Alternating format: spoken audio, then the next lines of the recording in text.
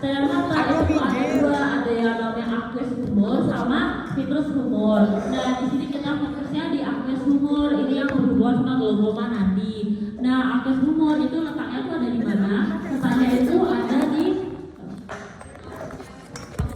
ini kan ada mata bagian depan ya. Ini ada iris di sini. Di sini ada lensa, di tempat sini ada kornea. Nah, si aqueous humor sendiri ini letaknya tuh ada di antara semua ini. Jadi ada yang namanya anterior chamber sama posterior chamber. Anterior chamber itu letaknya di mana? Di antara kornea sama di antara iris. Ini kebanyakan aqueous humor berada di sini. Terus kemudian ada di posterior chamber. Posterior chamber itu ada di mana? Ada di antara iris dan di antara lensa. Itu tempatnya kecil banget, itu di mana awalnya aqueous humor berasal. Nah, kan gunanya aqueous humor sendiri itu apa sih? Dia tuh merupakan cairan bening. Nah, di mata tuh kan nggak boleh ada yang namanya pembuluh darah. Kan darah sendiri itu yang biasanya menutrisi tubuh untuk bisa berfungsi. Nah, di mata ini karena tidak boleh ada darah, ini yang dibolehinnya ada ya aqueous humor. Ini dia tuh buat menjaga tekanan bola mata. Ini hasilnya dari mana? Pertama itu tuh ada dimulai dari pembuluh darah di prosesus ciliaris. Prosesus ciliaris, nah ini tuh karena ada perbedaan tekanan antara di dalam kapiler dengan jaringan sekitarnya, nanti si plasma darah ini itu tuh bakal terdorong keluar dari pembuluh darah yang nanti terjadi ultrafiltrasi plasma, karena tadi ada perbedaan gradien tadi itu. Terus kemudian nanti dia tuh akan masuk ke ruang interstisial, yaitu ruang di antara sel-sel di dalam prosesus ciliaris. Kemudian nanti hasil dari transfer aktif ini dan selektif inilah yang akan membentuk yang namanya aqueous humor. Jadi kalau darah itu berwarna merah, nah si aqueous humor itu udah berwarna bening, jadi bisa masuk ke mata biar nggak menutupi penglihatan dari mata. Nah ini tuh bakal menghasilkan aqueous humor yang disebut sebagai proses sekresi yang aktif. Nah, kemudian kita next. Nah, ini tadi sirkulasinya si cairan mata tadi. Tadi kan dihasilkan oleh yang namanya prosesus ciliaris. Ini ada di bawah sini, di dekat lensa. Ini lensa di sini. Nah, kemudian nanti si reseptor reseptor beta 1 ciliary epithelium itu menghasilkan sekresi cairan aqueous humor. Ini di sini di antara iris sama lensa yang sempit banget ini posterior chamber. Nah, si proses ciliaris ini dia tuh berjalan dari ini sempit sini, jadi keluar ke antara kornea sama iris tadi. Di sini tuh isinya full aqueous humor. Nah, nanti kalau udah nanti dia tuh bakal keluar lewat jalur sempit sini ke sini. Ya namanya ada trabecular meshwork. Itu buat drainase dari aqueous humor sendiri itu biar nggak kebanyakan di daerah sini. Nah, nanti kalau udah di sini masuk ke kanalis cleft, terus nanti kembali lagi ke abdominal venous system. Nah, kemudian jadi drainase itu sebenarnya ada 3. Pertama nanti ada trabecular meshwork, itu 90% drainase itu berada di trabecular meshwork, tapi juga ada yang lain kayak di uveoscleral outflow yang di sini. Terus kemudian juga ada di iris outflow, cuma 2 itu dikit. Bagian besar tetap di trabecular meshwork.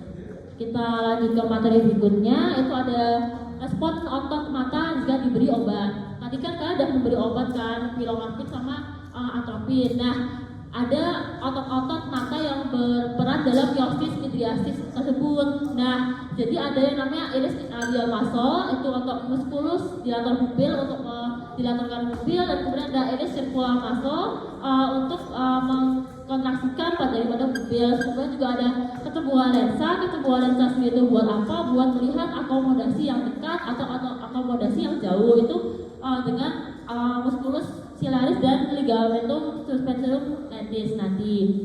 Nah, kita next. Nah, jadi kan kalau mata sendiri itu miosis itu menggunakan parasimpatomimetik atau parasimpatis. Nah, itu tuh obatnya tadi parasimpatomimetik pakai apa obatnya? Ya, pilocarpin. Nah, pilocarpin itu merupakan agonis cholinergic, yang itu dia tuh bekerja secara langsung untuk stimulasi dari reseptor muscarinic M3. Dia tuh bakal mengontraksi dari iris circular muscle atau tadi musculus interpupil. Jadi pupilnya tuh mengecil gitu. Jadi yang itu menyebabkan nanti miosis absolut, dia pasti bakal mengecil. Sedangkan kalau yang kebalikannya obat parasimpatolitik itu antagonis kolinergik itu bekerja dengan memblokade dari reseptor M3. Dia bakal merelaksasi dari muskulus sphincter pupil dan pupilnya jadi relaksasi, jadi midriasis yang relatif bukan midriasis absolut. Soalnya kalau midriasis absolut tadi kayak full hitam mata itu gak mungkin, jadi midriasis relatif. Kemudian efeknya pada kesembuhan lensa itu juga kalau simpatomimetik dia tuh bakal menstimulasi reseptor M3 tadi yang akan mengkontraksi dari musculus ciliaris, dan kemudian ada yang namanya ligamentum suspensorium lentis itu tuh bakal kendor. Kalau kendor ini lensa itu bakal jadi lebih tembung, jadi kan nggak berkontraksi, jadi kayak lebih rileks. Itu buat melihat dekat atau akomodasi dekat. Kemudian ada kebalikannya sendiri, ada obat parasimpatolitik tadi atropin itu buat blokade reseptor M3, itu bakal merelaksasi dari muscle ciliaris, kemudian juga ligamentumnya tuh bakal tegang kan kontraksi, jadi lensanya lebih datar, ketarik itu lebih datar, lebih flat. Itu buat melihat jauh atau akomodasi jauh. Kita lanjut, ini intinya dari tadi. Kemudian kita next. Nah, glaukoma sendiri itu ada dua, ada yang glaukoma sudut terbuka sama glaukoma sudut tertutup. Nah, untuk glaukoma sudut terbuka sendiri itu jadi dia tuh nggak ada masalah di sirkulasinya, kayak tetap sama aja di sini. Cuma masalahnya itu sendiri di mana? Ada di trabecular mesbrook yang sudah rusak. Ini bisa di orang tua yang kayak ini sudah terdegradasi atau gimana. Terus kemudian ada glaukoma yang sudut tertutup. Nah, kalau glaukoma sudut tertutup itu tuh lensanya kayak maju gitu. Jadi kayak mendesak si irisnya ini, jadi irisnya ini jadi malah nutupin si trabecular mesbrook. Nah, kalau trabecular mesbrooknya tertutup atau trabecular mesbrooknya itu nggak berfungsi, nanti aqueous humora itu kan nggak bisa ke drainase atau keluar dari antara lensa dan kornea ini. Jadi kan aqueous humora bakal numpuk di sini. Sedangkan kalau aqueous humora itu banyak banget, itu bakal meningkatkan tekanan intrakranial, yaitu bisa merupakan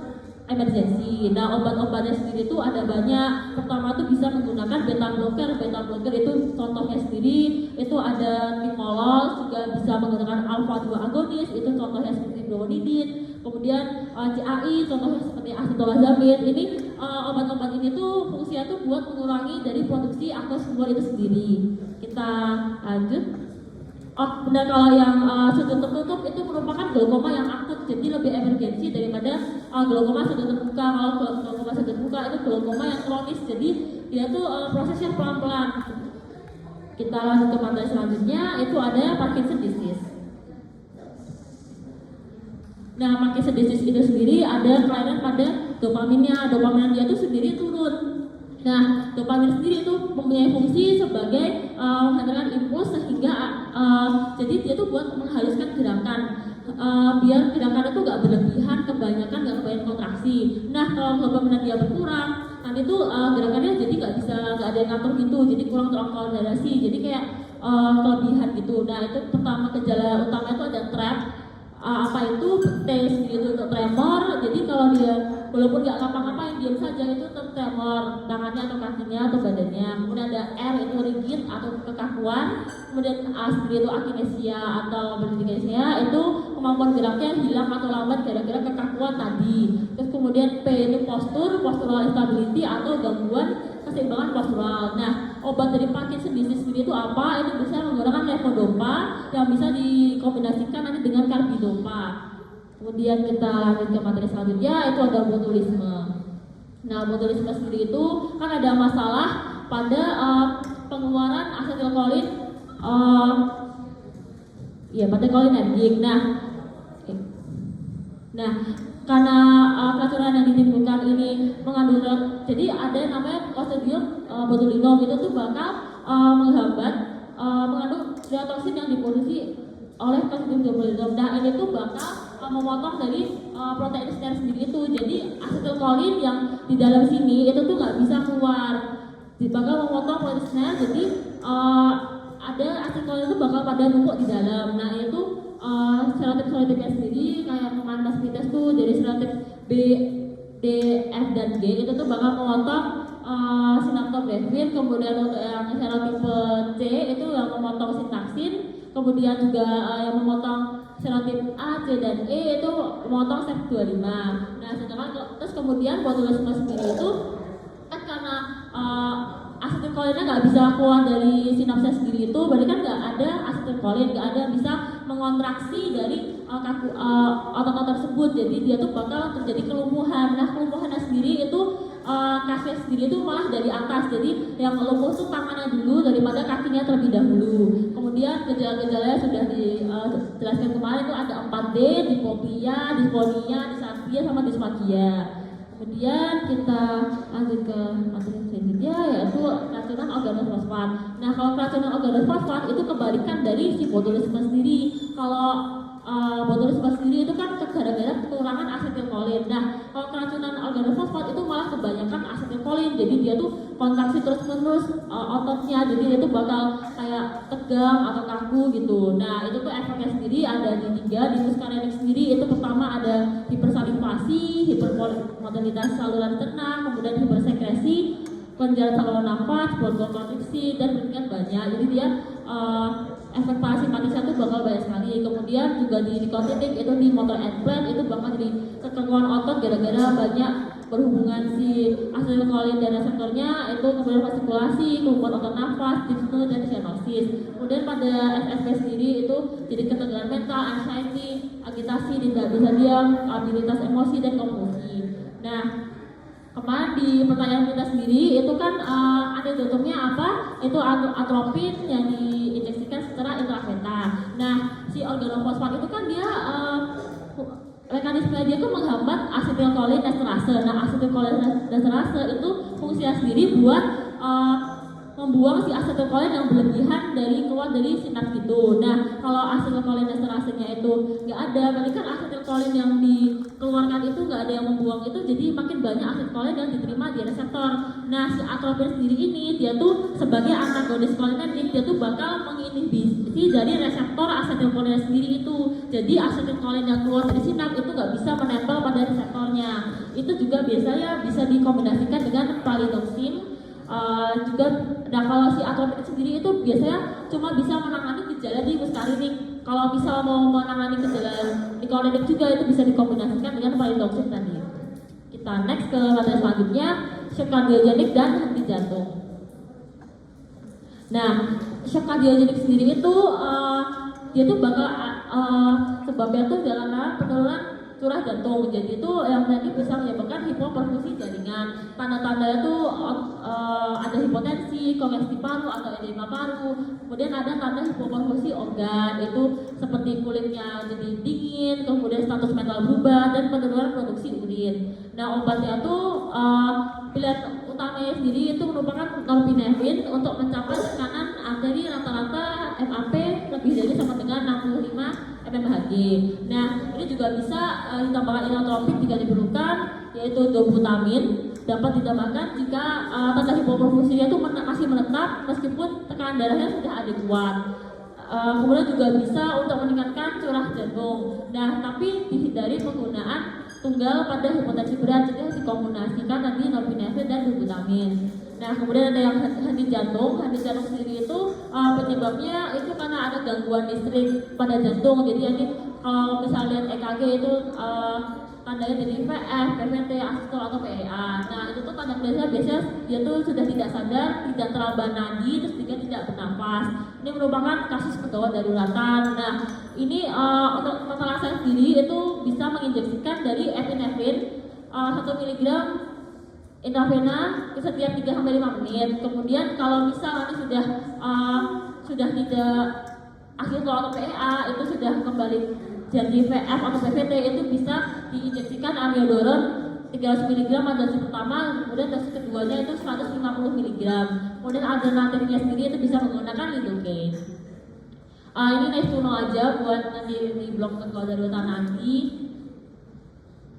Kemudian terakhir itu refleks kornea dan refleks konsensual. Nah, refleks kornea sendiri itu apa? Nah, refleks kornea sendiri itu nanti kan sudah di praktikum sudah dilaksanakan. Kalau misal kornea mata itu bersentuhan dengan sesuatu, itu tuh sinyal bakal dikirim ke otak, yang nanti tuh langsung dideteksi oleh cabang sistem optomik dari sistem trigeminal. Nah, itu tuh saraf ini bertugas sebagai pembawa sinyal sensorik atau aferen dari mata ke nukleus spinal trigeminal yang ada di batang otak. Nah, kemudian ini sinyal diolahkan. Dan kalau diolah di batang otak ini, sinyal akan diteruskan ke nukleus yang motorik fasialis. Kemudian nanti ada perintah bergerak untuk dikeluarkan dari nukleus motorik, dan nanti bergerak untuk dikirimkan melalui cabang temporal dari saraf fasialis. Nah, kemudian kita lanjut ke refleks konsensual. Kalau refleks konsensual sendiri tadi cahaya itu kan bakal ditangkap oleh nervus 2 atau nervus opticus. Nah, nanti dia bakal melalui chiasma opticus, kemudian ke geniculus, ke colliculus superior, kemudian nanti ke reticle. Nah, kemudian nanti bakal ditangkap oleh yang namanya nukleus epidendrovespal kiri dan kanan. Nah, si nukleus epidendrovespal kiri dan kanan ini kalau misal kena cahaya misal di kiri kan lanjut ke sini, nanti diterima di epidendrovespal. Dan si epidendrovespal ini tuh bakal mengirimkan ke nervus 3 sendiri. Itu juga jadi gak cuma yang kanan yang kecil, jadi yang kiri juga mengincil juga. Itu kalau misal ada nukleus epidendrovespal. Tapi kalau di kelinci albideon dan kalian praktikum itu nggak punya yang namanya nukleus epidendrovespal. Jadi harusnya refleks konsensual itu negatif, bukan positif. Oke, kalian pada refleks konsensualnya pada apa? Positif atau negatif? Positif atau negatif? Negatif kan? Oke, materi udah